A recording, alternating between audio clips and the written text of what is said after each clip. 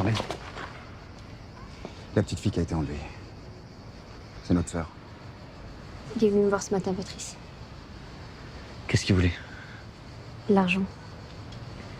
Je lui ai dit que j'avais rien et que je voulais plus le revoir. Vous savez où il se cache? Non. Mais il a dit qu'il allait aller voir Robert.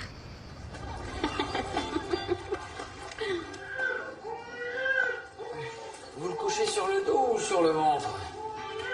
Le bébé. Ah, sur le ventre. Vous devriez essayer de le mettre sur le côté. C'est commode d'habiter juste à côté de sa belle-mère. Si le petit est malade, c'est vous qui avez eu l'idée?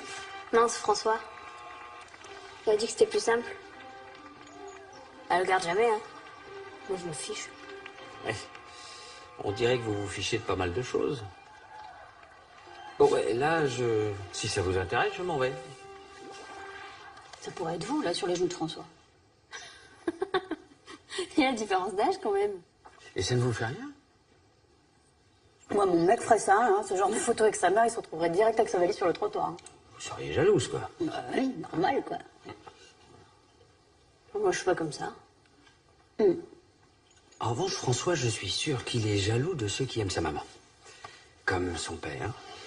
Et puis, comme sa maman voulait pas partir avec son papa, il a peut-être sauté sur l'occasion pour l'aider à quitter Bernard. Alors là, vous gourrez complètement. Les sourires, vous savez ce que c'est, hein, ça donne vite des idées, hein. Surtout à Limoges.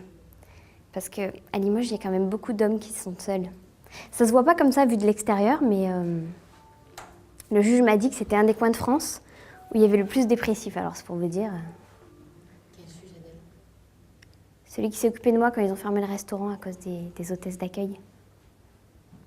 Il a aussi été dépressif. Bon, c'est pareil. Lui non plus, il s'est pas occupé de moi très longtemps. Un quart d'heure maximum, dans une chambre d'hôtel, sans oreiller, sans télé, sans rideau. Mais vous remarquez, il avait pas mauvais fond. Quand il a vu que j'avais les yeux rouges de larmes, il m'a offert son mouchoir. Puis il est parti.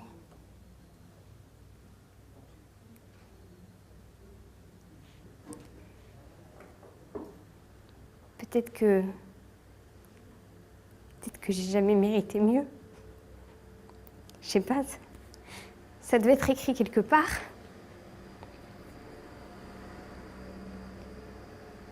Il y a des gens comme ça qui sont faits pour vivre en rigolant. Ben moi, j'ai jamais passé un seul jour de ma vie sans me faire avoir.